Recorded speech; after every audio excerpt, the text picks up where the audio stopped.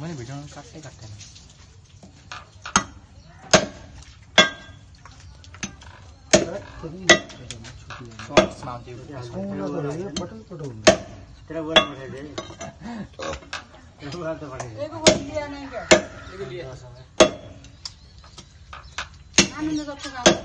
ठुल्ले भुटे लाग्दो